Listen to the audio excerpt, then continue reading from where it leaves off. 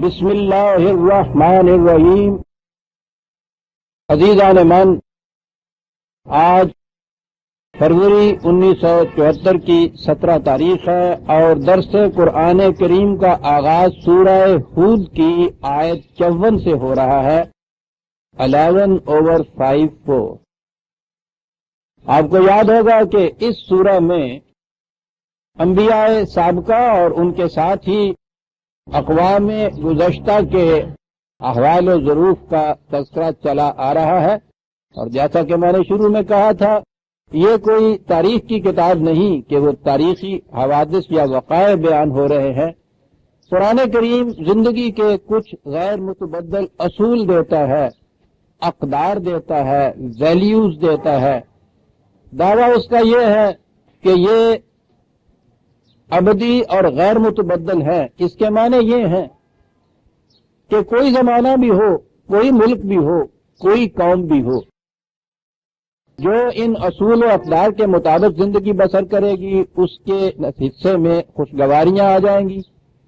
جو ان کی خلاف ورزی کرے گی وہ تباہ اور برباد ہو جائے گی۔ وہ یہ ایک اصول ہے جو اس نے بیان کیا، اور اس اصول کی صداقت کی شہادت میں وہ پھر تاریخ کے واقعات کو سامنے لاتا ہے۔ اور ظاہر ہے کہ اولی مخاطب قوم جو تھی قرآن کی وہ عرب تھی، تو وہ ان کے سامنے وہی وقائع تاریخ کے لانے چاہیے تھے جن سے وہ واقف ہوتے، جنہیں وہ جانتے تھے۔ اس لیے وہی جو ان کے گرد و پیش انبیاء اور اقوام گزری تھی، ان کے واقعات کو قرآن ایک ایک کر کے بیان کرتا ہے۔ ان اقوام میں برائیاں تو بہت سی تھی، لیکن ان میں سب سے اصولی بنیادی خرابی جو تھی اس کو وہ نمایاں طور پہ سامنے لاتا ہے، اور یہ کہتا ہے کہ یہ دیکھیے، اس کا نتیجہ ان کا زوال اور اس کے بعد تباہی ہو گیا۔ مقصد کہنے کا یہ ہے کہ جب اور کسی زمانے، جس زمانے میں بھی کوئی قوم ان اصول کی خلاف ورزی کرے گی، اس کا نتیجہ یہی نکلے گا۔ پہلے قوم نوح کا ذکر آیا تھا، جس میں بنیادی خرابی بتائی تھی طبقات کی تقسیم، کہ وہ عزت کا معیار دولت کو قرار دیتے تھے، اور یہ لوگ جو ورکر، کام کرنے والے، محنتی، ہاتھوں سے کام کرنے والے، کمی جنہیں کہا جاتا ہے، ان کو بڑی حقارت اور ذلت کی نگاہ سے دیکھتے تھے۔ یہ ایک پہلا بنیادی جرم تھا۔ اس کے بعد قوم عاد ہمارے سامنے آتی ہے۔ ان کے متعلق بتایا کہ وہ عقل و فکر کے اعتبار سے بہت آگے تھے، بڑی مہذب قوم تھی، لیکن ان کا سیاسی نظام یہ تھا کہ وہ استکبار بغیر الحق چاہتے تھے۔ دنیا میں وہ بڑائی چاہتے تھے، کبریائی چاہتے تھے، اقتدار چاہتے تھے، لیکن الحق کو چھوڑ کر، یعنی یہ جو اصول اور اقدار ہیں انہیں چھوڑ کر وہ دنیا میں اقتدار چاہتے تھے۔ اور اس کا نتیجہ یہ تھا کہ جب وہ غریبوں، کمزوروں، مظلوموں پہ ہاتھ ڈالتے تھے تو وَتَشْتُمْ جَبَّارِینَ، وہ اتنی سختی سے ہاتھ ڈالتے تھے کہ کچل کے رکھ دیتے تھے انہیں۔ یہ دو جرم ان کے بتائے، اور اس کے بعد کہا یہ کہ چونکہ وہ زندگی کی سطحیت پر نگاہ رکھتے تھے، وہ اپنا دوام چاہتے تھے اس قسم کی یادگاروں کے قائم کرنے میں، تباسون کہ بڑی بڑی اونچی وہ یادگاریں ہوں، لیکن ان کا افادی حیثیت کچھ نہ ہو، کوئی فائدہ اس سے نہ پہنچے، بڑے بڑی لاٹیں اور بڑے بڑے مینار کھڑے کر دیتے تھے۔ یعنی ذہنیت یہ بتائی ہے کہ منفعت عامہ یا مفاد خلق ان کے سامنے نہیں تھا، اپنی ذات کی نمود تھی، اور اسی اوچھے پن کا نتیجہ یہ تھا کہ وہ یادگاریں قائم کرتے تھے، اتنا روپیہ صرف کرتے تھے قوم کا، اور ایسا کہ جن کی کوئی افادی حیثیت نہ ہو۔ یہ قوم عاد کے جرائم قرآن نے گنائے۔ ان کی طرف حضرت ہود مبعوث ہوئے، انہوں نے آ کے کہا کہ یہ انداز زندگی بڑا غلط ہے، اس کا نتیجہ تباہی بربادی کے سوا کچھ نہیں ہو سکتا۔ جیسا کہ اور اقوام کے ذکر میں آیا ہے، انہوں نے بھی یہ کہا کہ اگر تم یہ کہتے ہو کہ تم خدا کی طرف سے یہ باتیں ہم تک پہنچانے آئے ہو تو کوئی معجزہ کر کے دکھاؤ، کوئی فوق الفطرت بات کر کے دکھاؤ۔ یہ کیا کہ ہماری جیسے تم ایک انسان ہو اور ہم میں آگے اتنی بڑائی کہہ رہے ہو کہ میں خدا کی طرف سے باتیں کہہ رہا ہوں۔ انہوں نے کہا کہ جو کچھ میں کہہ رہا ہوں میں عقل و بصیرت کی بنیادوں پہ کہہ رہا ہوں، دلیل و برہان اس کی تائید میں پیش کر رہا ہوں، تم مجھ سے بات کرو اس بنیاد کے اوپر۔ یہ کیا مطالبہ ہے تمہارا کہ صاحب کوئی فوق الفطرت بات کر کے دکھاؤ، کوئی معجزہ کر کے دکھاؤ تو پھر ہم تمہاری صداقت کے قائل ہو جائیں گے؟ انہوں نے کہا کہ نہیں یہود، ہم اس طرح سے بات سے یہ بات ماننے کو تیار نہیں ہے، وہی کچھ کر کے دکھاؤ۔ تو انہوں نے یہ کہا کہ یہ مطالبہ تمہارا غلط۔ اور اگلی بات، اب وہ آگے تنظر استہزاء پہ، ان نقول الا تراک بعد آلہتنا بسوء، کہا کہ وہ ایسا نظر آتا ہے، یہ انبیاء کرام انہی اقوام میں سے ہوتے تھے، انہی میں پیدا ہوتے تھے، انہی میں اپنی زندگی بسر کرتے تھے، اور یہ فکرہ آگے چل کے ہم حضرت صالح کے قصے میں دیکھیں گے کہ یہ حضرات اپنی قوم کے ممتاز افراد ہوتے تھے، یعنی اس دعوی نبوت سے پہلے کی زندگی بھی ان کی بڑی ممتاز، بڑی باعزت، صاحب تکریم ہوتے تھے، بڑے سمجھدار ہوتے تھے، یعنی اپنی قوم میں ایک نمایاں حیثیت رکھتے تھے۔ چنانچہ آگے چل کے ہم دیکھیں گے قوم سمود کے سلسلے میں حضرت صالح کے متعلق انہوں نے کہا یہ تھا کہ صالح، تم سے تو ہماری بڑی بڑی امیدیں وابستہ تھیں، تو تمہیں یہ کیا ہو گیا یکایک کہ اس قسم کی معاذ اللہ باقی باتیں کرنے لگ گئے؟ تو یہ جو چیز ہے نا کہ تم سے تو ہماری بڑی امیدیں وابستہ تھیں، اس سے نظر آتا ہے کہ قوم میں وہ بڑی ممتاز حیثیت رکھتے تھے، اور اس قوم کو ان سے بڑی امیدیں وابستہ تھیں کہ آگے چل کے جو ہمارا یہ نظام ہے اس میں بڑی ترقی دے گا، اس میں آگے لے جائے گا، اور زیادہ ہمیں برکات اس کے مفاد حاصل ہوں گے، اور یہ الٹا ہمیں کہنے لگا کہ اس کا نتیجہ تباہی و بربادی ہوگا۔ تو وہ انہوں نے اس سے کہا تھا کہ صالح، تم سے تو ہمیں بڑی بڑی امیدیں وابستہ تھیں، یہ تمہیں کیا ہو گیا؟ یہ قوم عاد حضرت ہود سے یہ کہتی ہے کہ ہود، کچھ ایسا نظر آتا ہے کہ ہمارے معبودوں کی کچھ مار پڑ گئی ہے تم پہ۔ وہ جی حضرت صاحب کی بددعا لگ دی ہوں کہنے، وہی ذہنیت ہے آج بھی۔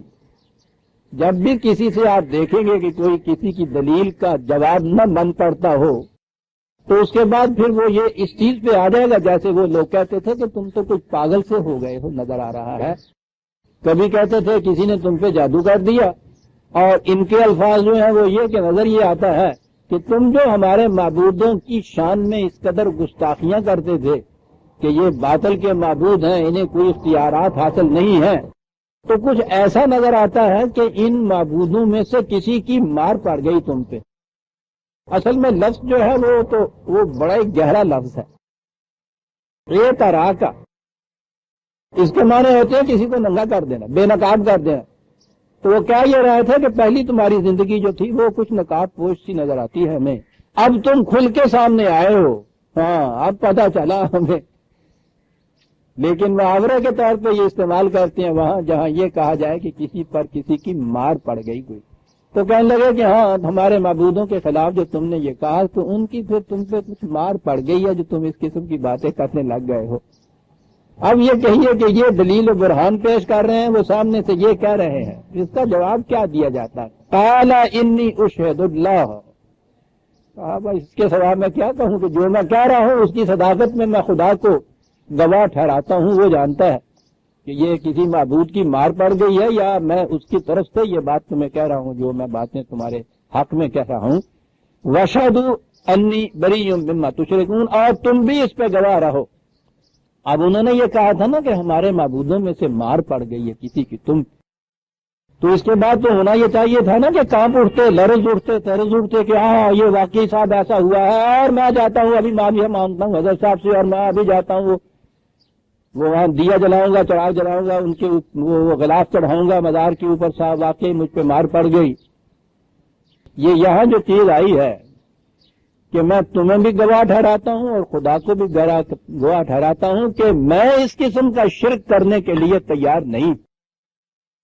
تم اپنے عقیدے کے مطابق جو جی میں آئے سمجھتے رہو کہ تمہارے معبودوں میں سے کسی کی مار پڑ گئی، انہوں نے بد دعا دی، ان کی شان میں میں نے گستاخی کی تو یہ کچھ ہوا، لیکن اس سے میں ڈرنے کا نہیں ہوں کہ خوف کھا کے میں کہوں کہ ہاں صاحب ٹھیک ہے، میں معافی مانگتا ہوں اور صاحب سے کہ چلیے یہ جو ہے نا بریء مما تشرکون، یہ شرک تمہیں ہی مبارک ہو۔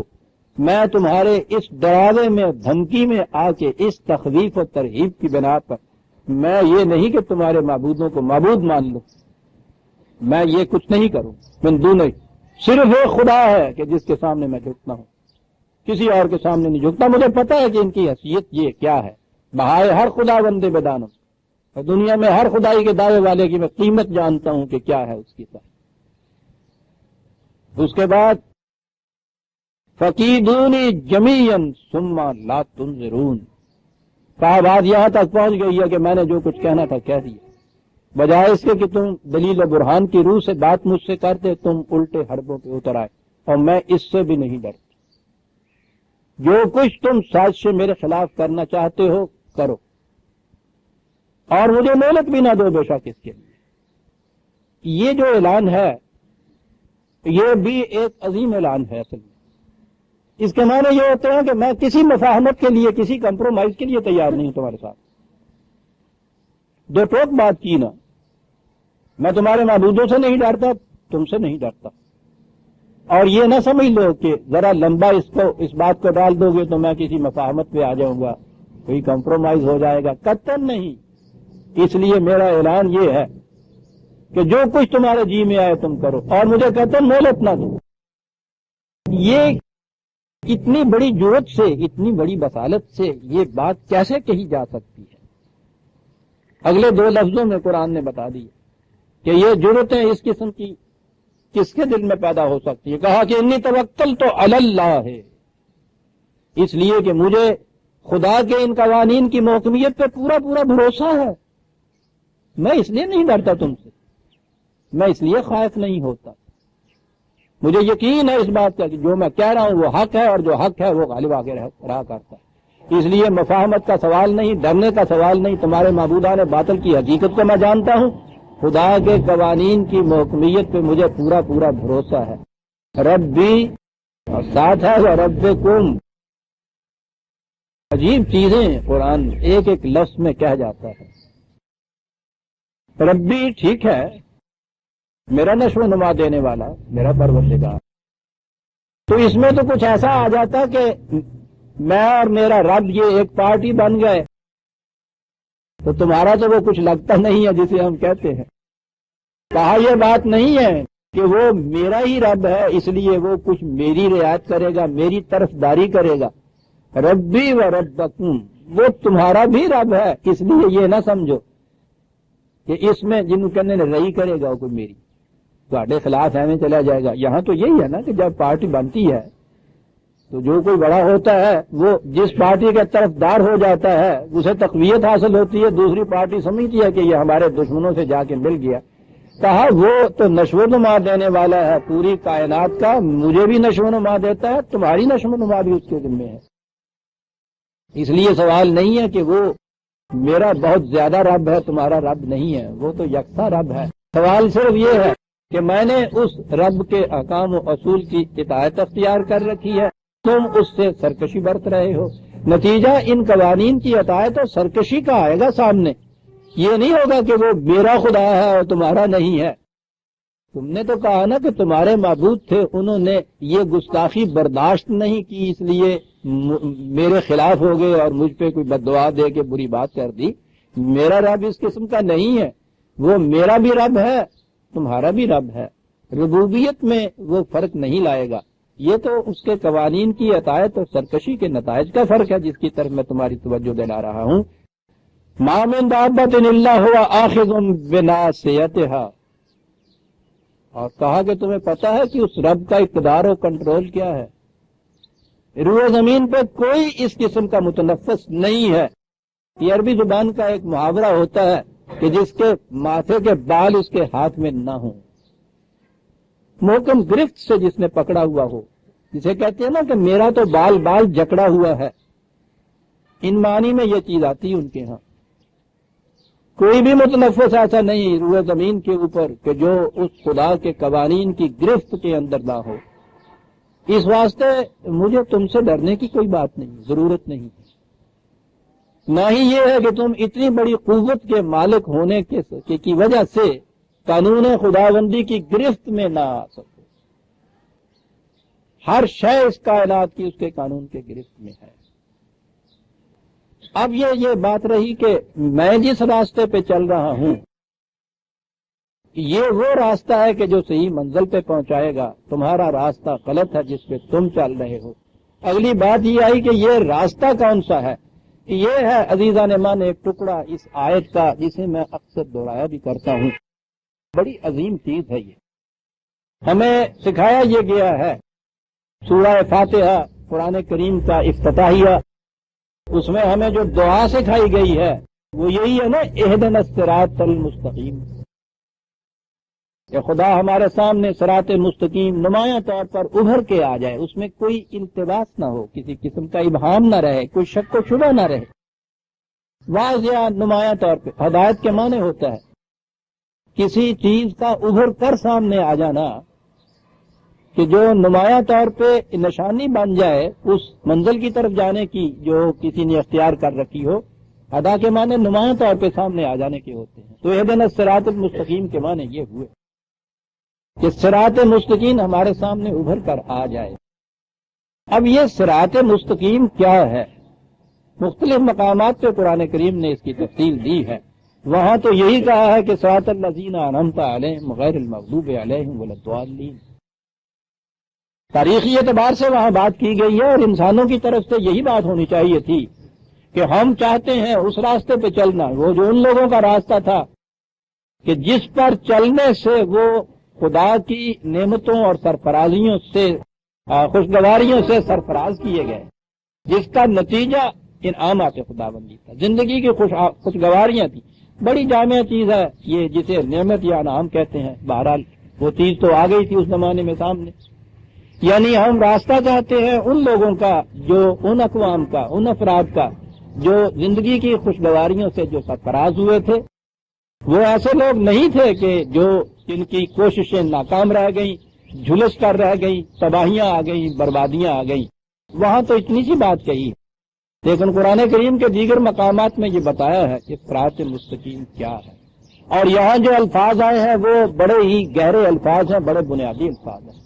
کہا یہ کہ ان ربی علی صراط مستقیم، یہ صراط مستقیم جس پہ میں جا رہا ہوں، جس پر چلنے کے لیے تمہیں کہہ رہا ہوں، یہ کس کا راستہ ہے؟ کہا انسان تو ایک طرف، میرا رب بھی اسی صراط مستقیم کے اوپر جا رہا ہے۔ یہ بڑی چیز، یعنی ہم کس کے پیچھے جا رہے ہیں؟ راستے میں کوئی آگے آگے جا رہا ہے اور ہم اس کے پیچھے پیچھے جا رہے ہیں۔ یہ کون ہے جو سب سے آگے جا رہا ہے؟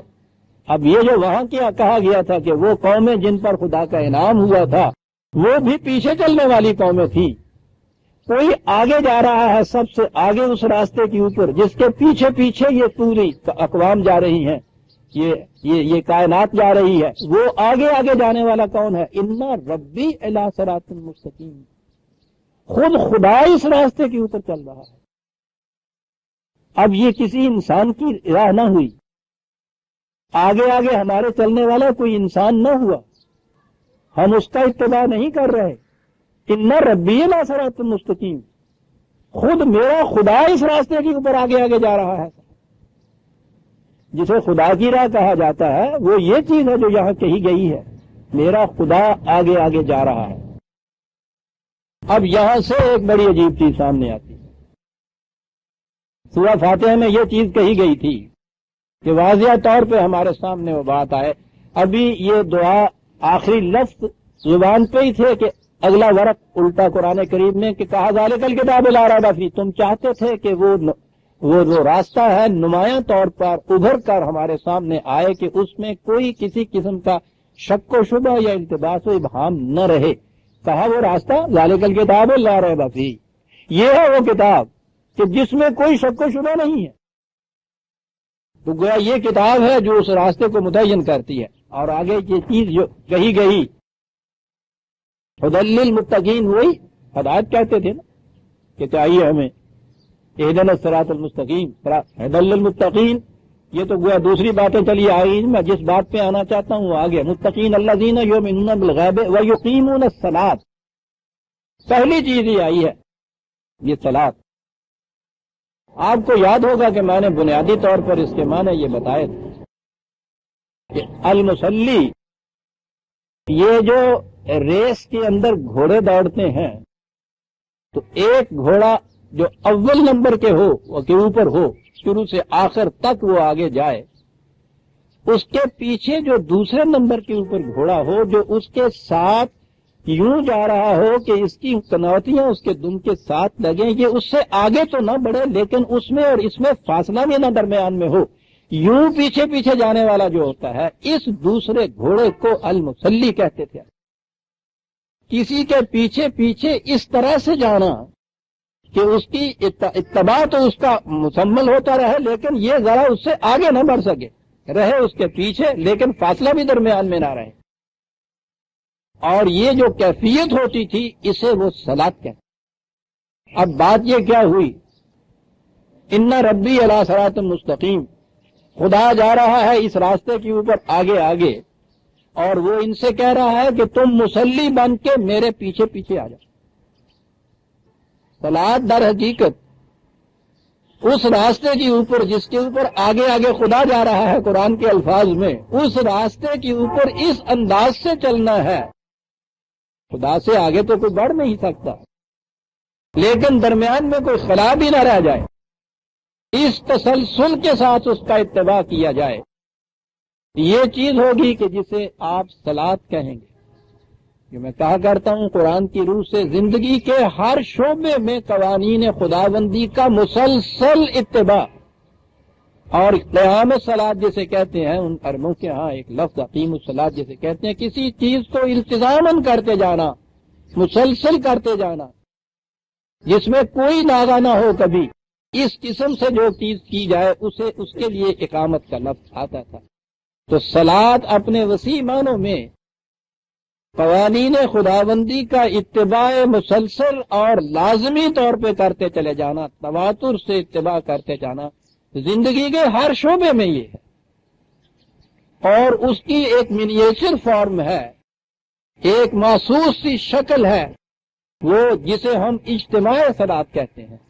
نماز کے اجتماعات یہ بھی ضروری چیز ہے، اس کا بھی ذکر ہے قرآن کے اندر، نماز کے اجتماعات کا، جسے ہم نماز کے اجتماع کہتے ہیں۔ نماز تو عربی کا لفظ نہیں ہے، یہ تو فارسی کی قدیم فارسی زبان کا لفظ ہے، پہلوی زبان کا لفظ ہے۔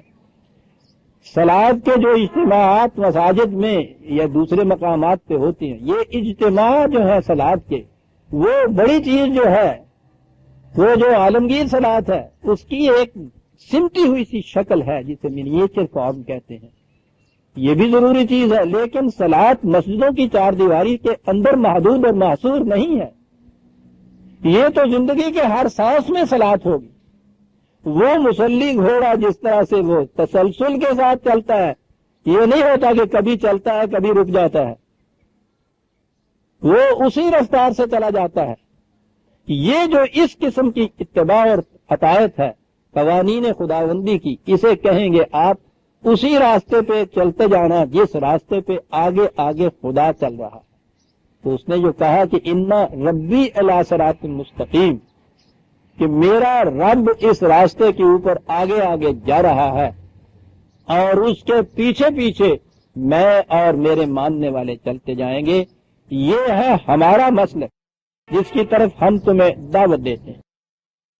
ضمناً چونکہ یہ بات آ گئی، یہ خدا کی راہ، بہت جگہ اور بھی اس چیز قرآن نے کہا ہے۔ سورہ انعام 6/128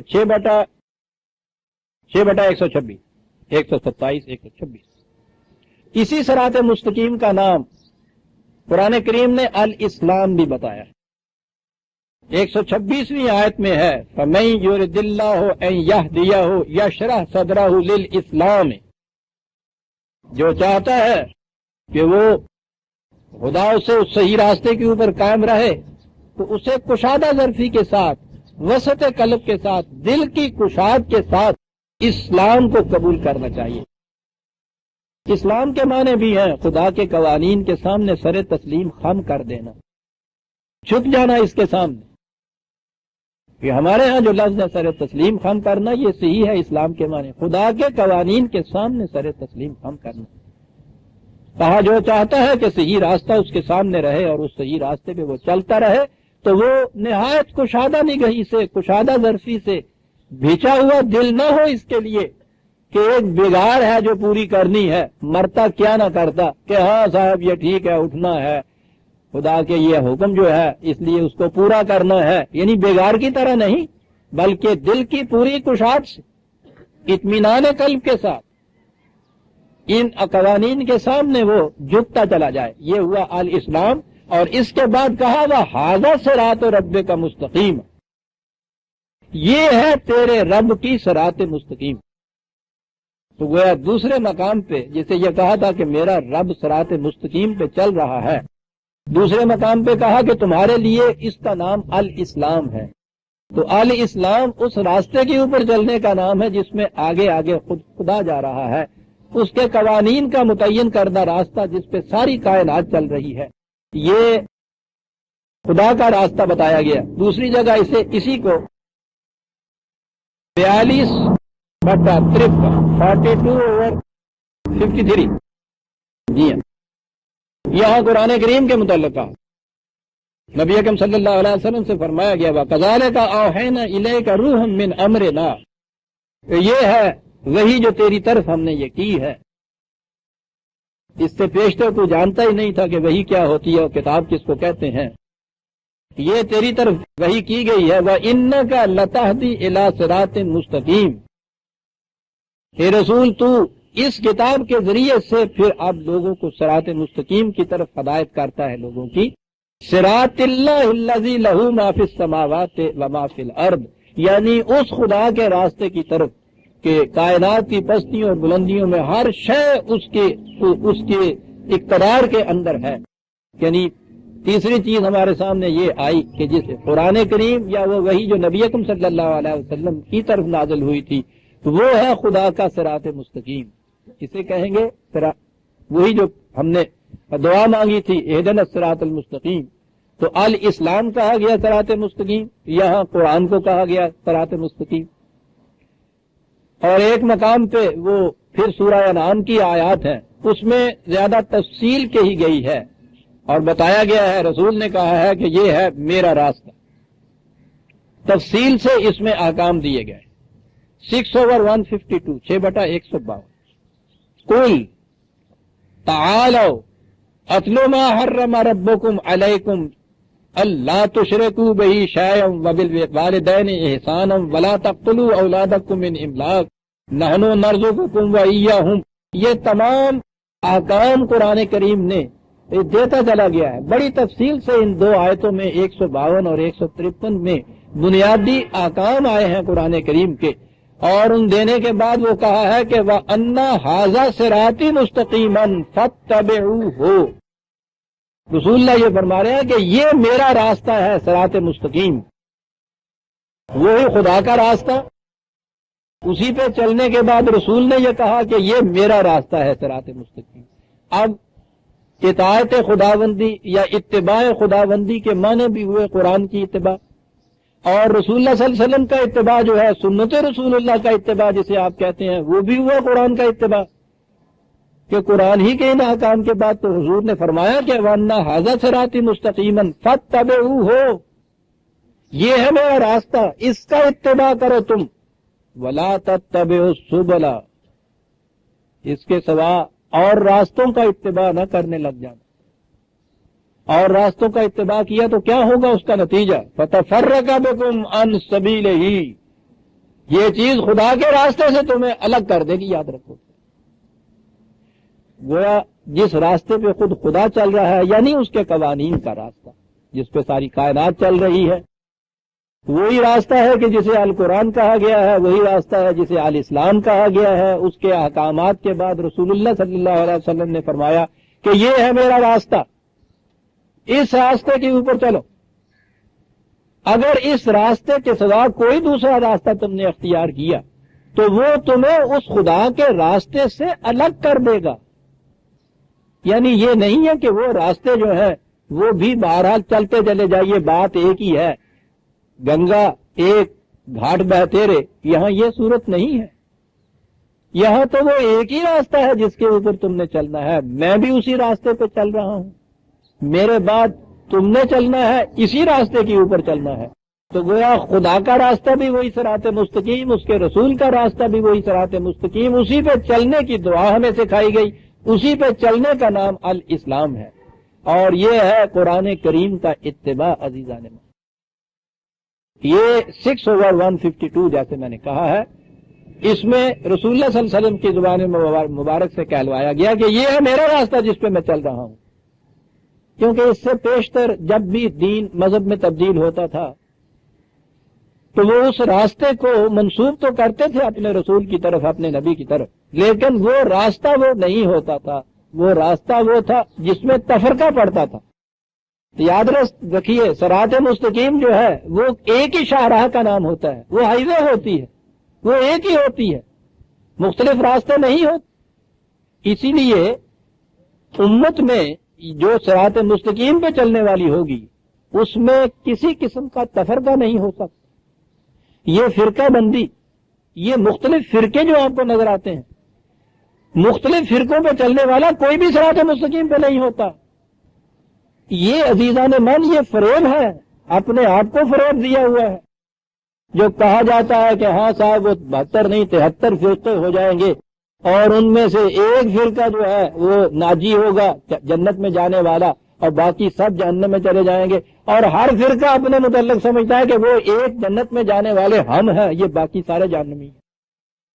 تو اگر ان میں سے ہر ایک کی یہ بات صحیح ہو جو وہ کہہ رہے ہیں کہ ہم ہیں، تو یہ تو 73 کے 73 ہی جنت میں چلے گئے۔ قرآن تو یہ کہتا ہے کہ جب امت میں تفرقہ پیدا ہو جائے تو پھر صراط مستقیم کے اوپر امت رہتی نہیں ہے۔ یہ جو چیز ہے کہ اپنے آپ کو وہ فریب دے لیتے ہیں۔ قرآن نے یہ کہا تھا کہ وَلَا تَكُونُوا مِنَ الْمُشْرِكِينَ مِنَ الَّذِينَ فَرَّقُوا دِينَهُمْ وَكَانُوا شِيَعًا، یاد رکھنا، اسلام لانے کے بعد، ایک خدا کے راستے پہ چلنے کے بعد کہیں تم نے مشرکین میں سے نہ ہو جانا۔ کون ہے یہ مشرکین؟ وہ لوگ کہ جنہوں نے دین میں تفرقہ پیدا کیا، فرقے پیدا کیے اور خود ایک فرقہ بن گئے اس میں، اور پھر ہوتا یہ ہے کہ کل حزب بما لدیہم فرحون، پھر ہر گروہ ہر فرقہ یہ سمجھ لیتا ہے، مگن ہو جاتا ہے، عجیب لفظ ہے یہ، اس میں مگن رہتا ہے کہ ہم صحیح راستے کے اوپر ہے، باقی سارے غلط راستے کے اوپر۔ قرآن کہتا ہے کہ تفرقہ شرک، امت واحدہ ہے تو وہ توحید پرست ہے، وہ خدا کو ماننے والی ہے، اللہ کے صراط مستقیم پر چلنے والی ہے، اس کے رسول کا اتباع کرنے والی ہے، اور اگر اس میں تفرقہ پیدا ہو جاتا ہے تو پھر وہ صراط مستقیم باقی نہیں رہتا۔ اسی لیے یہاں کہا گیا تھا کہ انا ھذا صراطی مستقیما فاتبعوہ ولا تتبعوا السبل فتفرق بکم عن سبیلہ، مختلف راستوں کے اوپر چلو گے تو یہ چیز تمہیں اس ایک راستے سے الگ کر دے گی۔ پھر یہ نہ اپنے آپ کو فریب دے لینا کہ نہیں صاحب مختلف راستے ہو گئے، کوئی بات نہیں، ہم تو اس ایک راستے پہ چل رہے ہیں، وہ تو امت واحدہ کی شکل کے اندر ہی ایک راستہ ہوگا، اور وہ صرف قرآن کا اتباع ہوگا۔ ذالکم وصاکم بہ لعلکم تتقون، یہ ہے وہ حکم جو خدا تمہیں دیتا ہے، اسی کے اتباع کا نام تقوی ہے، یاد رکھیں۔ یہ فرقہ بندی مذہب کی دنیا کے اندر، اور پھر آپ نے مذہب اور سیاست کو الگ کیا تو یہ پارٹی بازی سیاست کے اندر، یہ مختلف اقوام آپ کی ایک امت محمدیہ کے اندر، یہ ان کی یہاں کی الگ الگ مختلف مملکت امت کے اندر، تفرقہ نہیں تو اور کیا ہے۔ لیکن یہ اس لیے ہے کہ اب دین نہیں ہے۔ جو سیکولر اختیار کر لیتے ہیں اپنے ہیں، ان پہ تو بڑی تانا زنی ہم کرتے ہیں کہ صاحب انہوں نے سیکولر نظام اختیار کیا۔ یہ جن کے ہاں یہ کہا جاتا ہے کہ ہم سیکولر نہیں نظام اختیار کرتے، مذہب اختیار کرتے ہیں، دین کے اوپر تو وہ بھی نہیں ہوتے، وہ مذہب اختیار کیے ہوتے ہیں۔ دین کے تو معنی یہ ہے پوری امت کا ایک نظام، ایک امت، ایک ملت اور ایک قانون ان کے ہاں کا، ایک نظام ان کے ہاں کا، اس لیے کہ وہاں تو کفر اور ایمان کا خط امتیازی یہ ہے کہ من لم یحکم بما انزل اللہ فاولئک هم الکافرون، جو خدا کی کتاب کے مطابق حکومت کام نہیں کرتے انہیں کافر کہا جاتا ہے۔ تو خدا کی کتاب کے مطابق جب آپ آئین اور نظام اور حکومت بنائیں گے تو اس میں تو اس نے کہہ دیا کہ اس میں اختلاف نہیں ہے، دو نظام ہو نہیں سکتے، دو آئین ہو نہیں سکتے، دو قوانین ہو نہیں سکتے، دو امتیں نہیں ہو سکتی کہ جائے کہ آپ اس میں 72 گناتے رہیں۔ نہ فرقہ، نہ پارٹیاں، نہ الگ قومیتیں، نہ الگ نظام، نہ الگ قوانین، یہ ہو ہی نہیں سکتا۔ اب دین یہ ہے عزیزان من، اور یہ ہے ان ربی علی صراط مستقیم، ہمارا رب صراط مستقیم پہ۔ یہاں الگ نظام، الگ قوانین اور آئین کا تو ایک طرف رہا، یہ صلاۃ کے جس کے معنی تھے کسی کے پیچھے المصلی بن کے چلنا، یہ جب نماز میں تبدیل ہو گئی ہے تو ہر فرقے کی نماز الگ الگ ہے۔ تو کیا سمجھتے ہیں آپ پھر صلاۃ کے لیے؟ اگر یہ صلاۃ کا مفہوم ذہن میں ہے آپ کے، خدا کے پیچھے پیچھے اس طرح چلنا کہ اس میں اور تمہارے درمیان کوئی خلا بھی نہ باقی رہے، کیا آپ سمجھتے ہیں کہ یہ مختلف 20 مسجدوں میں 20 طریقوں سے نماز پڑھنے والے ایک خدا کے پیچھے چل رہے ہوتے ہیں؟ تو یہ تو ہیومنلی امپاسبل جسے آپ کہتے ہیں، یہ تو ناممکنات میں سے ہے نا جی، کہ ایک ایک راستے کے اوپر وہ چل رہا ہے، آپ کہہ رہے ہیں ہم اس کے پیچھے پیچھے جا رہے ہیں، اور 20 الگ الگ راستوں پہ چل رہے ہیں، اور ہر ایک ان میں سے کہہ رہا ہے کہ ہم اس کے پیچھے جا رہے ہیں۔ یعنی خود صلاۃ کا فرق آپ کے یہاں کا جو ہے وہی تکذیب کر رہا ہے آپ کے اس دعوے کی کہ یہ صلاۃ ہے۔ نماز تو ہے وہ، صلاۃ نہیں۔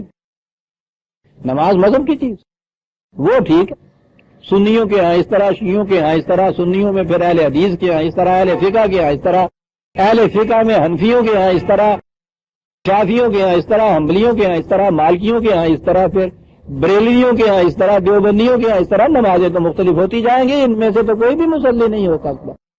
مصلی تو دو طریقوں پہ چلنے والا ہو ہی نہیں سکتا۔ ان ربی علی صراط مستقیم، رسول اللہ صلی اللہ علیہ وسلم نے فرمایا کہ ھذا صراط مستقیم فاتبعوہ، یہ ہے میرا راستہ مستقیم، ایک ہی مستقیم کہا ہے۔ آگے کہا ہے کہ یاد رکھنا، سبل متفرقہ اختیار نہ کر لینا، پھر تم اس صراط مستقیم پہ نہیں رہو گے۔ تو اس لیے عزیزان من، جب تک یہ حالت ہے، ٹھیک ہے مسلمان ایک قوم ہے اس دنیا کے اندر، دین کے اوپر تو نہیں، اس میں تو تفرقہ ہو نہیں سکتا۔ ھذا ان ربی علی صراط مستقیم فإن تولوا، یہی کہہ دیا، میں نے بات پہنچا دی تم تک۔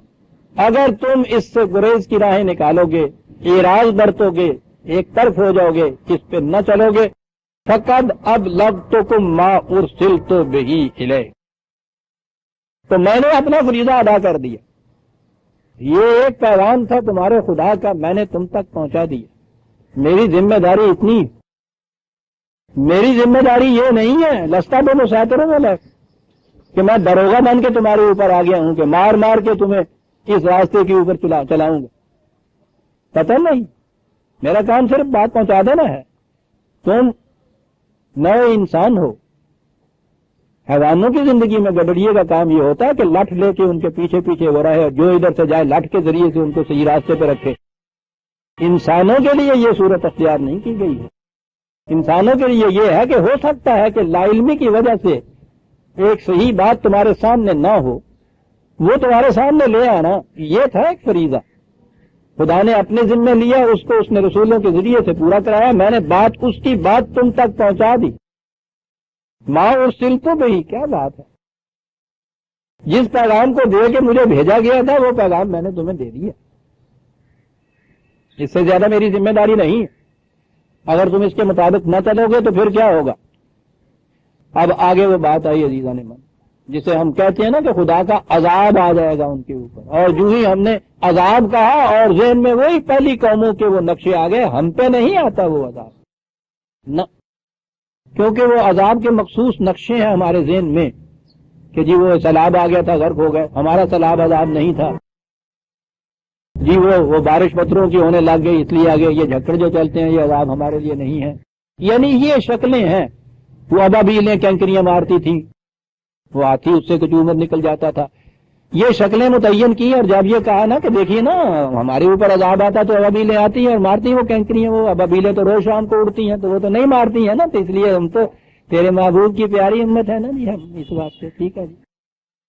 عذاب کا تصور ذہن، یعنی مذہب میں ہوتا یہ ہے کہ دین کے کانسیپٹس بدل جاتے ہیں، یہاں تک آپ نے دیکھ لیا نا، اس قوم سے کہا جا رہا ہے کہ یہ ہے سیدھا راستہ، میں نے دکھا دیا، بات پہنچا دی، نہ چلو گے تو پھر آگے بات یہی ہے نا کہ تم پہ خدا کا عذاب آئے گا۔ آپ کو معلوم ہے کیا کہا گیا ہے کہ کیا ہوگا اس کے بعد عذاب کیا ہوتا ہے؟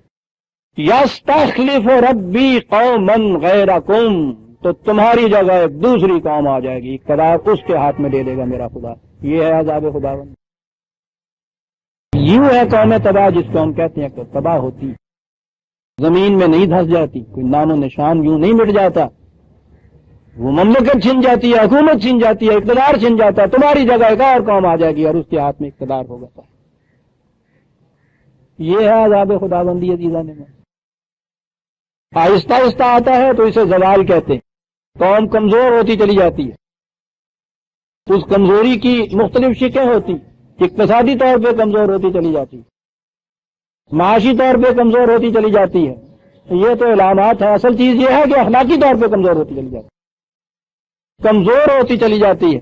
اس دوران میں یہ چیزیں اس تک پہنچائی جاتی ہیں کہ بچ جاؤ، تباہی آ رہی ہے، یاد رکھو اب بھی وقت ہے، مہلت کا زمانہ ہے، وقفہ ہے، سنبھل جاؤ۔ سنتے ہی نہیں، آگے بڑھتے چلے جاتے ہیں۔ اس کے بعد پھر آخری تباہی کس طرح سے آتی ہے؟ اس قوم کی جگہ ایک دوسری قوم آ جاتی ہے، یہ محکوم ہو جاتی ہے، وہ قوم حاکم ہو جاتی ہے، کسی دوسرے کی محکومیت کے اندر یہ قوم چلی جاتی ہے۔ آپ کو پتا ہے کہ ہمارے لیے بھی جو عذاب کی شکلیں قرآن کریم نے بتائی ہیں وہ کیا؟ یہی الفاظ، نمایاں طور پہ دو اہم چیزیں قرآن نے بتائی، 47/38، 47/38، اور دیکھیے بنیادی گوشے کتنے قرآن نے بتائے ہیں۔ پہلا گوشہ یہ ہے کہ ہاں انتم ہؤلاء تدعون لتنفقوا فی سبیل اللہ، تو تم وہ قوم ہو کہ تم سے کہا یہ جاتا ہے کہ یہ جسے تم اپنا مال و دولت سمیٹ کے پرائیویٹ پراپرٹی کے حیثیت سے سنبھال کے اپنے کہہ دو کہ یہ میری ہے، یہ میری ہے، کسی دوسرے کا حصہ نہیں ہے، یہ تمہاری کیفیت۔ تم سے یہ کہا جاتا ہے کہ یہ جو کچھ مال و دولت ہے اس کو کھلا رکھو نوع انسانی کی منفعت کے لیے، ہر ضرورت مند اور حاجت مند کی ضرورت اس سے پوری ہونی چاہیے۔ تم سے یہ کہا جاتا ہے، تمہاری کیفیت یہ ہے کہ فمنکم من یبخل، تم میں وہ لوگ بھی ہیں کہ وہ کہتے ہیں کہ نہیں صاحب یہ تو ہماری کمائی ہے، ہماری ملکیت ہے، ہمارے پاس رہے گی، ہم تو نہیں کسی دوسرے کو اس میں سے دیں گے۔ کسی کا کیا حق حاصل ہے کہ ہم سے یہ چھین لے، ہم سے یہ لے لے؟ کیا حق ہے؟ دینا ہے ہم نے تو خیرات کے طور پہ، صدقے کے طور پہ ایک وہ رات کی باسی روٹی ہم دے دیں گے۔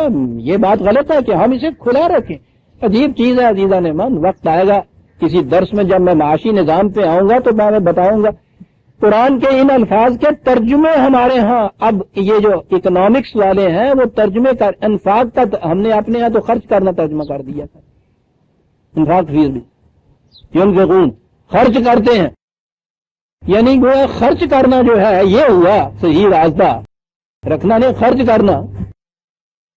یہ خرچ کرنا کیا بات ہے؟ یعنی جس طرح سے جی جائے خرچ کرے اپنے مال کو، اس پہ تو کوئی پابندی نہیں ہے نا۔ پابندی تو یہ ہے کہ خرچ کرو تم، اس کو رکھنا چھوڑو۔ کیا یہی چیز ہے صحیح اقدار کا؟ انفاق کا یہ ترجمہ کیا اور ہم نے یہ کہہ دیا کہ دیکھیے نا خدا کہتا ہے خرچ کرو، تو اس کی اپنی ملکیت کی چیز ہے نا، اسے کہا جاتا ہے خرچ کرو۔ ترجمے جو ہے وہ ہیں، کانسیپٹس بدلے اور ان کی جگہ پھر ترجمے آئے ان کانسیپٹس کے مطابق۔ عربی زبان میں یہ لفظ نفاق جو ہے، نفع کا جو ہے، اس معنی میں نہیں ہے، خرچ کرنے کے معنوں میں نہیں آتا، اس کی شکل اور ہے۔ یہ پتہ ہے جسے یہ نیفا کہتے ہیں، یہ تو آپ سمجھ میں آتی بات ہے نا۔ وہ جو پرانے زمانے میں روپیہ ڈالنے والی ایک ستلی کی بنی ہوئی ہوتی تھی، وہ تو اب نہیں رہی، روپیہ ہی نہیں رہے۔ وہ جو باسلی ہوتی تھی وہ کمر کے ساتھ بات،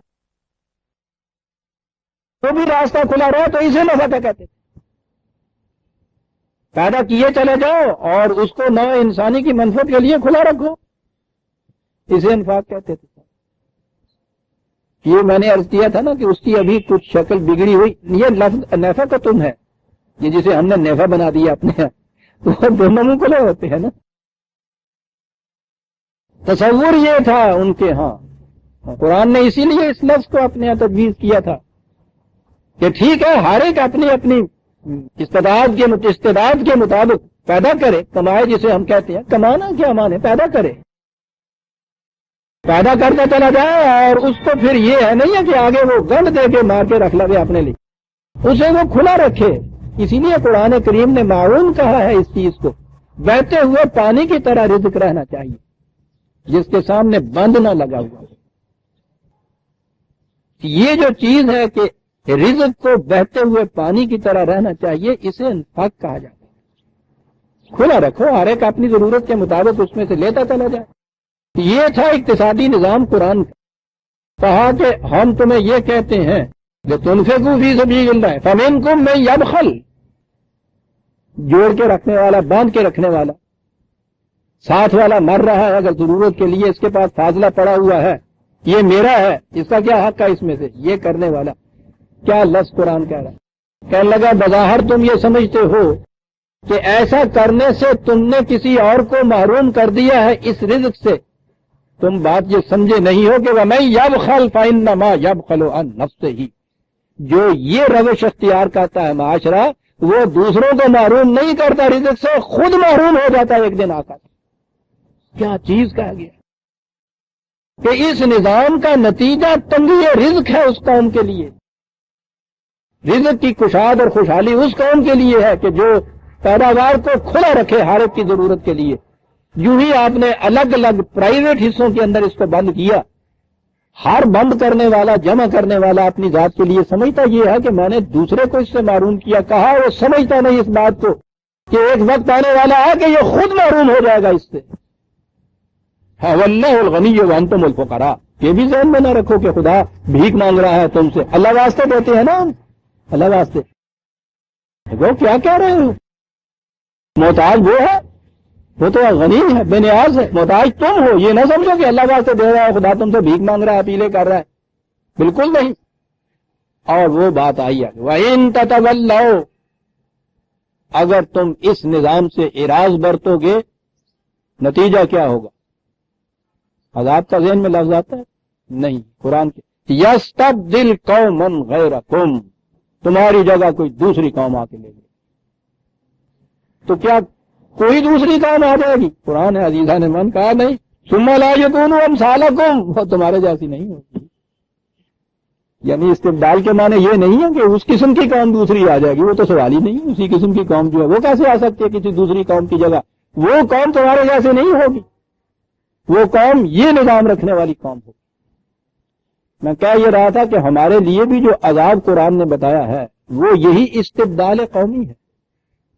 تمہاری جگہ دوسری قوم لے لے گی، اور جگہ لینے کے معنی جیسا میں نے عرض کیا یہ نہیں کہ اس قوم کے افراد سارے زمین میں دھس جاتے ہیں، کہیں گم ہو جاتے ہیں، پتہ نہیں چلتا۔ قوم تو موجود ہوتی ہے، وہ شے جسے کہ قوم کا تشخص کہتے ہیں، اپنی آزادی، اپنا وجود، اپنی ہستی، یہ ختم ہو جاتی ہے اس قوم کی، اس کی جگہ دوسری قوم لے لیتی ہے۔ تو ایک تو جرم یہ بتایا، یہ اقتصادی نظام کہ جس میں ہر فرد اپنا کچھ باندھ باندھ کے رکھتا چلے اور انفاق نہ ہو، اور دوسری چیز یہ بتائی 9/38 9/38 یا ایھا الذین آمنوا ما لکم اذا قیل لکم انفروا فی سبیل اللہ اثاقلتم الی الارض ارضیتم بالحیاۃ الدنیا من الآخرہ فما متاع الحیاۃ الدنیا فی الآخرۃ الا قلیل۔ دوسری چیز جہاد کی، کہ جب یہ جو حق اور صداقت پر مبنی نظام ہے، اس نظام کے خلاف کوئی ایسی قوتیں اٹھ کھڑی ہوں جو اسے تباہ کرنا چاہیں، اسے بدلنا چاہیں، تو اس وقت سے فریضہ عائد ہو جاتا ہے تم پر کہ باقی سب کام چھوڑ کر اپنی جانیں ہتھیلی پہ رکھ کے شمشیر بکف میدان کے اندر آ جاؤ۔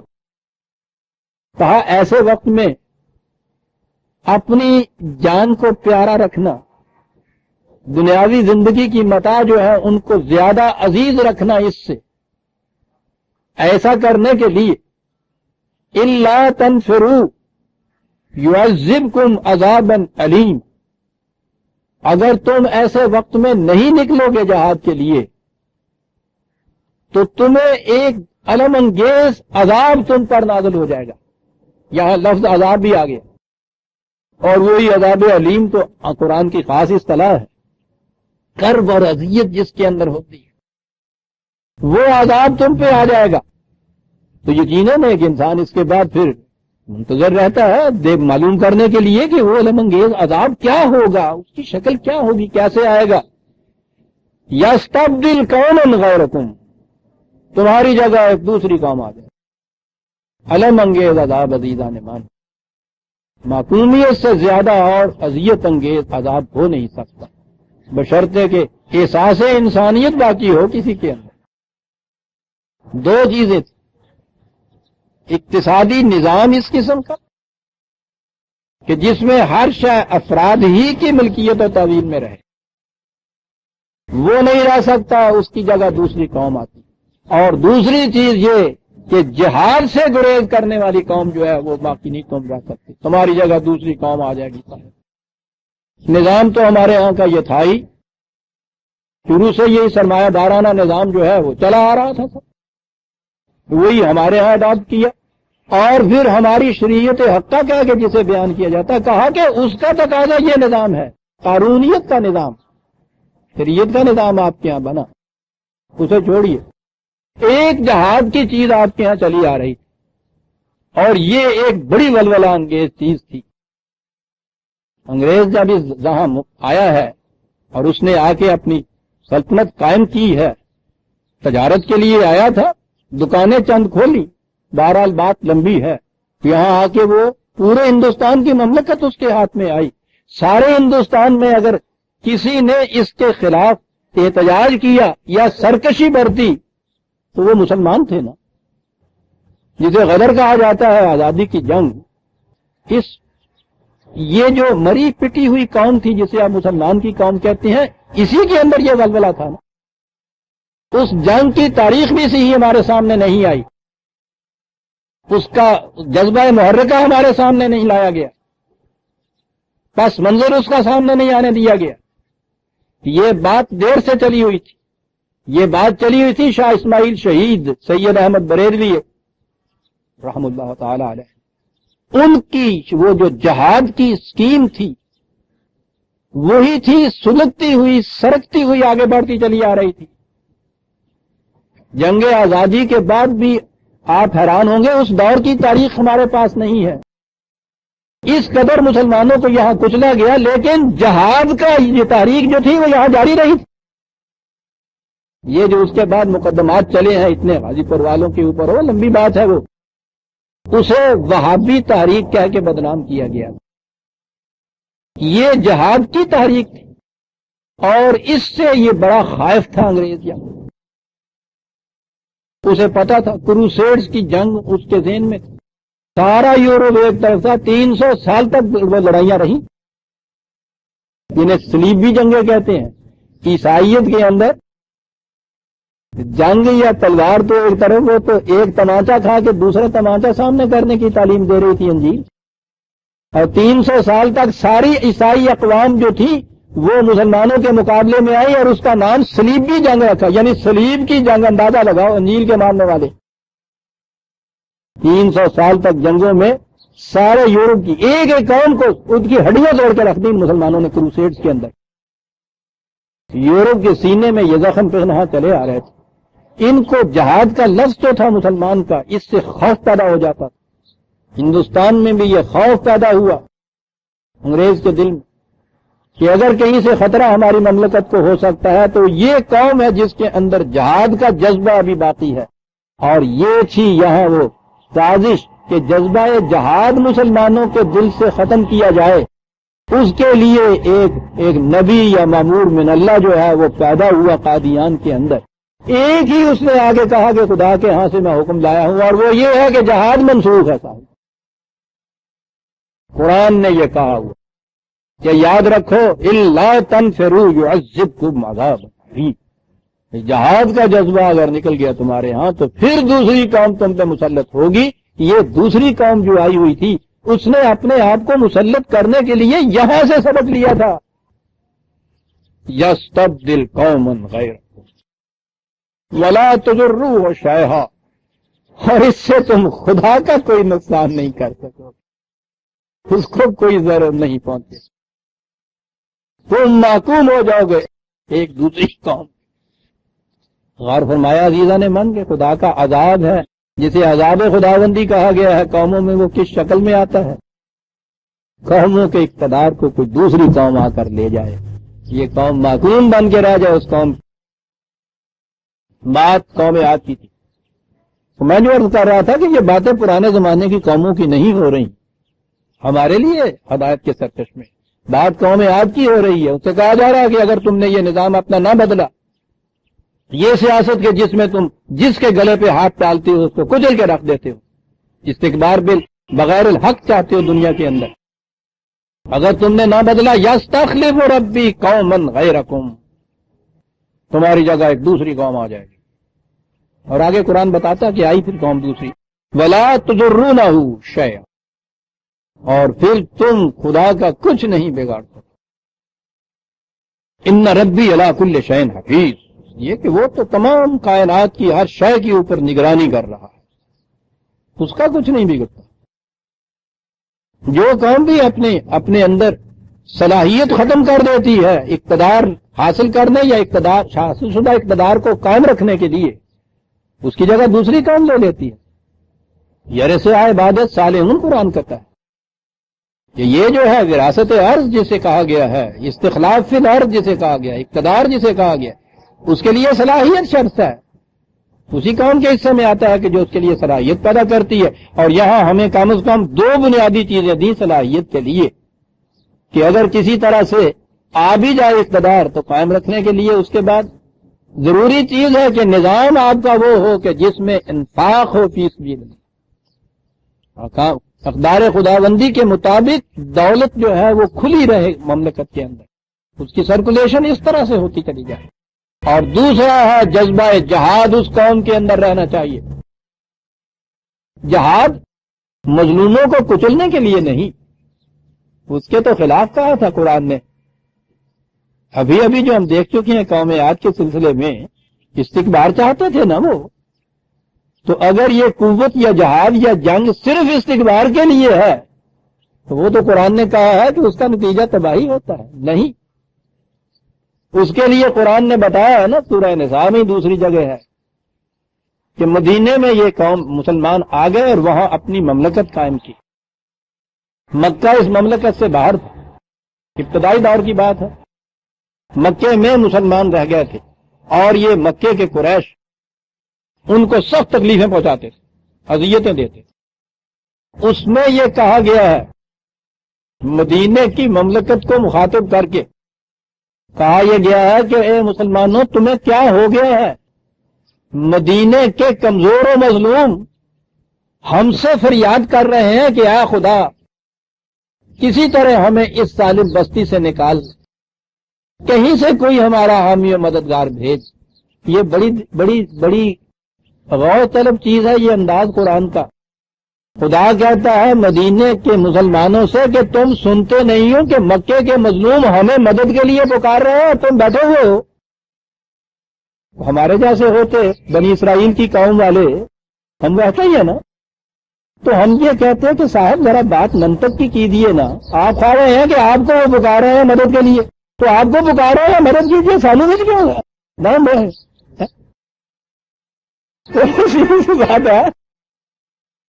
پوچھا جاتا تھا کہ کیوں حضرت صاحب آپ میں اتنی قوت نہیں ہے کہ وہ مدد میں آپ کو پکار رہے ہیں تو آپ اٹھ کے ان کی مدد کریں جا کر. اور پھر اگلی چیز یہ کہ وہ ہمیں تھوڑا پکار رہے ہیں، آپ کو پکار رہے ہیں، تسی جان ہو جانا. ہمیں کہا جا رہا ہے کہ کیوں وہ چیز کھان پین میں پاک پری تون پنواؤں جمعہ سانو کہنے ہو کہ چلو اٹھو جاؤ. کیا بات ہے قرآن کی عزیزان من. دیکھ رہے ہیں کہ یہاں کے معاملات میں وہ براہ راست نہیں دخل دیتا، ورنہ خدا کے لیے یہ کیا مشکل تھی کہ وہ ایک وہاں کا ظالم جو قریش کا جو تھا اس کی براہ راست مدد کرے. ضرورت کسی کی ہو سکتی ہے سر، لیکن نہیں. یہاں اس نے جو اصول اور قانون مقرر کر دیے ہیں ان کے خلاف نہیں جاتا. یہاں مظلوم کی مدد جو ہے وہ انسان ہی کرے گا جو الحق کے ساتھ استکبار لیے ہوئے ہے. تو یہ بتایا گیا تھا مدینے کی مملکت کو کہ تمہارا فریضہ یہ ہے کہ جو بھی خدا کو مدد کے لیے پکارے تم اٹھو اسی مدد کے لیے. یوں مدد دی جاتی ہے اور یہی وہ حقیقت کبریٰ عزیزان من جسے میں نے اپنی کتاب میں شاہکار رسالت میں لکھا ہے. الگ باب باندھ کے بڑی عظیم چیز تھی، بات چھوٹی سی تھی، میں نے الگ باب اس کے لیے باندھا ہے. حضرت عمر رضی اللہ تعالیٰ عنہ نے جب بات کہہ دی، عجیب نگاہ تھی قرآن پہ ان کی صاحب. یہ چیز تھی کہ خدا نے کہا ہے مدینے والوں کو کہ وہ پکار رہے ہیں مجھے مدد کے لیے، تم سنتے نہیں ہو، اٹھتے کیوں نہیں ہو. حضرت عمر کا یہ فکرہ ہے نا. انہیں پوچھا گیا تھا کہ آپ کو جو خلافت ملی ہے کیا ذمہ داری ہے. آپ نے کہا تھا کہ میری ذمہ داری یہ ہے کہ میں تمہاری دعاؤں کو خدا تک نہ پہنچنے دوں. بڑی عظیم چیز ہے عزیزان من. میں کہتا ہوں اس کی مثال تاریخ عالم میں نہیں مل سکتی. اتنی عظیم حقیقت دو لفظوں کے اندر. تم خدا سے دعا کرو گے، اپنی کسی ضرورت کوئی رکی ہوئی ہوگی تو اس کے لیے وہ خدا نے تو یہ کہہ دیا ہے کہ یہ فریضہ ہی مملکت کا ہے کہ وہ یہ کچھ کرے. تو سوال ہی کیا ہے کہ تم دعائیں کرو اور خدا تک جائیں. درمیان میں جو بیٹھا ہوا ہے اس کا مقرر کیا ہوا ذمہ دار آدمی، میرا کام یہ ہے کہ تمہاری دعاؤں کو خدا تک نہ پہنچنے دوں، یہی ان دعاؤں کو قبول کرتا ہوا چلا جاؤں، ضرورتیں تمہاری پوری ہوتی چلی جائیں. اور اگلی بات یہ ہے کہ اگر کوئی دعا خدا تک پہنچ جائے تو وہ تو میری شکایت ہو جائے گی کہ یہ بیٹھا ہوا میرا کام نہیں یہ کر رہا ہے، اللہ میاں اس سے کہو یہ کام میرا کرے، میری شکایت ہو جائے گی. اس لیے سوال ہی نہیں ہے کہ میں کسی تمہاری دعا کو خدا تک پہنچنے دوں. انہی کو حق تھا عزیزان من اس نظام کو سنبھالنے کا، کیونکہ میں دیکھتا ہوں کہ ان کی نظر اس کی کہ خدا خود کہہ رہا ہے مدینے کی مملکت کو سنتے نہیں ہو، اٹھتے نہیں ہو مدد کے لیے، ہمیں پکار رہے ہیں، ہماری دعاؤں کو ہم تک کیوں پہنچنے دے رہے ہو، راستے میں کیوں نہیں روکتے تم اٹھ کے. یہ ہے وہ جہاد کہ جب کوئی مظلوم قوم خدا کو پکارتی ہے تو وہ کہ جس کو خدا نے اس طرح اقتدار دیا ہوتا ہے، جس نے خدا کے قوانین کو نافذ کرنے کے لیے اقتدار لیا ہوا ہوتا ہے، وہ پھر اس کی مدد کے لیے اٹھتی ہے. اسے جہاد کہتے ہیں. تو یہ آپ سوچ سکتے ہیں کہ دنیا کے ہر ظالم کے سینے میں دل کب کبا اٹھے گا جہاد کے جذبے تھے کہ جہاں ہم نے کسی پہ ظلم کیا یہ کہیں بھی ہوں گے جو اٹھا جائے گا.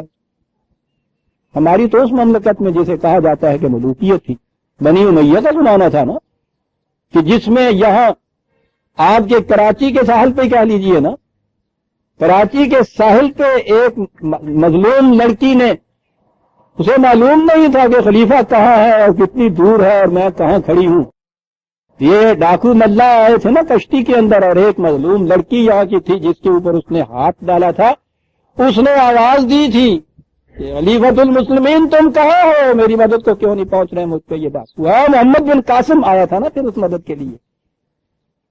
یہ اس خدا کی طرف جو اس نے دعا کی تھی، اس دعا کی اجابت دعا اس شکل میں ہوئی تھی کہ محمد بن قاسم آ گیا تھا فوراً. یوں دعائیں قبول ہوا کرتی تھی عزیزان من. اس کا نام جہاد تھا.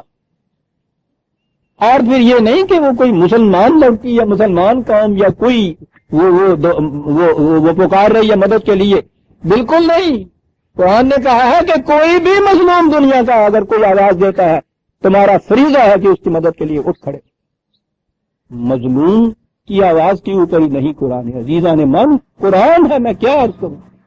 وہ تو یہ کہتا ہے کہ یہ کافر، یہ مشرک، ان کی عبادت گاہیں اگر خطرے میں آ جائیں تو تم جا کے جانوں دے دو اور ان کے مندروں کی حفاظت کرو.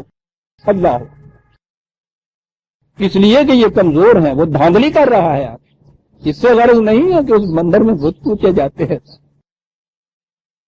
مظلوم اسے جہاد کہتے تھے.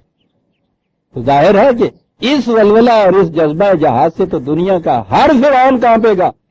کانپتے تھے جب تک یہ ولولہ مسلمانوں کے سینوں کے اندر زندہ تھا، کانپتے تھے. پھر اتنی بڑی سازشیں کی گئی ان کے خلاف.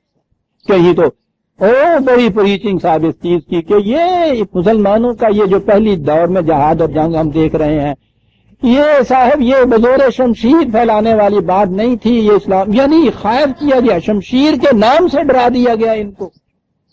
یہ نہیں تھا، اور آخر میں آ کے اس کو صاحب جہاد کو حرام ہی قرار دے دی. ہمارے اس دور میں دو ہی نبی آئے تھے نا، ایک تو بہاءاللہ تھا ایران میں، یہ بہائی مذہب جو تھے، ایک ہمارے یہاں کا قادیان. یہ صرف ایک ہی حکم لائے تھے. بہاءاللہ نے تو خیر دوسرا بھی حکم دیا تھا. بنیادی طور پہ یہ دونوں ایک ہی حکم لائے تھے، جہاد منظور. یہ تھی وہ چیز. قرآن یہ کہتا ہے کہ اگر یہ جذبہ تم سے نکل گیا تو پھر تمہاری جگہ دوسری قوم لے لے گی. اسے عذاب علیم کہا ہے عزیزان من. اس سے بڑا عذاب علیم اور کون سا؟ دردانگیز عذاب. کہا گیا اس سے کہ یستخلف ربی قوما غیرکم ولا تضرونہ شیئا ان ربی علی کل شیء حفیظ ولما جاء امرنا نجینا ہودا والذین آمنوا معه برحمت منا ونجیناهم من عذاب غلیظ. جب وہ تباہی کا وقت ان کے اوپر آیا تو یہ جو جماعت تھی حضرت ہود اور اس کے ساتھیوں کی، انہیں اللہ تعالیٰ نے اس عذاب سے محفوظ رکھا. یہ انبیاء کرام ہجرت کر جاتے تھے اس مقام سے جہاں اس قدر ذلت آمیز عذاب آنے والا ہوتا تھا. خدا کی آزاد فضا میں جا کے وہ جا کے متمکن ہوتے تھے اور وہاں پھر خدا کی حکومت کو قائم کرتے تھے. یہ درویشوں اور فقیروں کی طرح جا کے کلیاں نہیں سی پا لیندے آگے تو پنگا نہیں سی کوٹن لگ پہ. وہاں جا کے یہ خدا کی حکومت کو قائم کیا کرتے تھے. یہ تھا ہجرت سے مقصود ان کا. قرآن کریم کے انداز داستان کو ختم کر رہا. یہ کس شکل میں یہ چیزیں ہوئی تھی یہ آگے جا کے آئی تھی، میں وہاں پھر اس کی تفصیل بیان کروں گا. یہاں اتنی ہی بات کہی اس نے، دوسری قوم آ جائے گی اور وہ لے لے گی، اور اگلے وہ آگے وہ قوم ہے جس کا ذکر آ گیا کہ یہ آ گئی تھی وہ قوم. اس لیے یہاں یہ تفصیل نہیں قرآن نے دی، اتنی تفصیل بڑی تھی کہ یہ آ گئی قوم. وَتِلْكَ قوم مخاطب ہے نا. میں نے کہا تھا کہ انہی قوموں کی داستانیں بیان کی گئی تھی جن سے وہ معروف تھے، واقف تھے، جانتے تھے. آتے جاتے تھے، راستے میں ان کی بستیاں تھیں، ان بستیوں کے کھنڈرات تھے، ان کے قصے کہانیاں ان کے اندر روز سنائی دیتی، سنتے سناتے تھے یہ لوگ. یہ واقف تھے ان سے. بیان کرنے کے بعد کہا تلک عادن، یہ تھے وہ عاد. کیا انداز ہے. تلک عادن، یہ تھے وہ عاد، بہت بڑے بنے ہوئے. جہادوا بآیات ربہم، خدا کے قوانین کے خلاف سرکشی برت رہے تھے. یہ تھے عاد. خدا کے قانون کے مقابل میں کھڑے ہو گئے. وَعَصَىٰ رُسُلَهُ، اور اگر وہ اپنی طرف سے کوئی پیغامبر بھیجتا تھا جو صحیح راستے کی طرف دعوت دیتے تھے تو اس کے خلاف معصیت اختیار کرتے تھے، بغاوت اختیار کرتے تھے. وَاتَّبَعُوا أَمْرَ كُلِّ جَبَّارٍ عَنِيدٍ، کرتے کیا تھے؟ اپنا والی، اپنا حاکم، وہ اس کو مقرر کرتے تھے جو بڑا ہی سرکش ہو، بڑا ہی جذبے والا ہو. جبار، عنید، کیا دو لفظ. خدا کے ہر حکم کی خلاف ورزی کرنے والا، ہڈیاں توڑ دینے والا، اس قسم کا اپنے ہاتھ سے وہ حاکم مقرر کرتے تھے یا اس کا اتباع کرتے تھے. یہ تھی قوم. وَاتَّبَعُوا ہے نا، وہ اس کا اتباع، اس کے پیچھے پیچھے چل رہے. کیا بات ہے انداز. وہ اس کے پیچھے پیچھے چلتے تھے، ان کے پیچھے بھی ایک چیز چلتی تھی. پھر سنا نا آپ نے، یہ اس کے پیچھے چلتے تھے، ان کے پیچھے کیا تھا. اتبعوا فی ہذہ الدنیا لعنۃ ویوم القیامہ، ان کے پیچھے پیچھے اس دنیا میں بھی خدا کی لعنت ان کے پیچھے پیچھے جاتی تھی اور قیامت تک پیچھا کرے گی ان کا. یہ توبہ. اور لعنت کوئی گالی نہیں ہے. عربی زبان میں زندگی کی خوشگواریوں سے محروم ہو جانا یا دور ہو جانا، اسے لعنت کہتے ہیں. انداز محاکاتی ہوتا ہے. یہ اس قسم کے حاکم کے پیچھے پیچھے جا رہے تھے اور ان کے پیچھے پیچھے یہ خدا کی لعنت چلی آ رہی تھی. اس کا اتباع تو اس دنیا تک انہوں نے کیا، وہ بھی ختم ہو گیا، یہ بھی ختم ہو گیا، اور یہ لعنت قیامت تک ان کے پیچھے رہی. محرومی، کیونکہ بہت بڑی صاحب قوت و مقدرت قوم تھی، اس لیے اس کا مقتے کا بند بھی جو آیا ہے نا اس کی داستان ختم کرنے کے لیے، تو پہلے تو یہ کہا تلک عادن، یہ تھے عاد، بہت بڑے بنے پھرتے تھے، خدا کے قوانین کی سرکشی برت رہے تھے. اور اس کے بعد الا ان عادن کفروا رب، وہ سن رکھو سننے والوں، عاد نے کیا جرم کیا تھا؟ اپنے خدا کے قوانین سے انکار کیا، سرکشی برتی تھی. الا، داستانیں، کہانیاں تو ہمارے ہاں رات کو بچوں کو سلانے کے کام آتی ہیں. جن کو بھی جو ہم پڑھتے ہیں یہ افسانے تو ذرا تفریح کے لیے ہی پڑھتے ہیں. قرآن ایک داستان بیان کرتا ہے اور اس کا الفاظ ہے الا، او سونے والے جاگو، سو جو میں کہہ رہا ہوں، آگاہ رہو، خبردار رہو جو میں بات کہہ رہا ہوں۔ آج جیسی قوم خدا کے قوانین کا انکار کرتی تھی، الا پھر الا الا بودن لیادن قوم ہودن، او یہ قوم کس قدر دور کر دی گئی زندگی کی خوشگواریوں سے۔ الا سنتے ہو، یہ ہے الا کے معنی۔ سن لیا تم نے، دیکھ لیا ان کا انجام، قوانین خداوندی سے سرکشی برتنے والوں کا۔ الا بودن لیادن قوم ہود، اور اس قوم کی جگہ لے لی پھر وَإِلَىٰ ثَمُودَ أَخَاهُمْ صَالِحًا، قوم سمود کے جس کی طرف صالح آئے۔ بات اب قوم سمود کی شروع ہو جائے گی، چند منٹ ہی صرف باقی ہیں، لیکن چونکہ تسلسل کام رکھنے کے لیے ضروری ہے کہ داستان ایک ہی درس میں بیان کی جائے، ہم آئندہ اس آیت سے لے لیں گے اور 5 منٹ پہلے آج ختم کر دیتے ہیں۔ ہم سورہ ہود کی آیت 60 تک آ گئے عزیزان من، 61 سے ہم آئندہ لیں گے، تو اس کے لیے 2 اعلان ہیں ضروری۔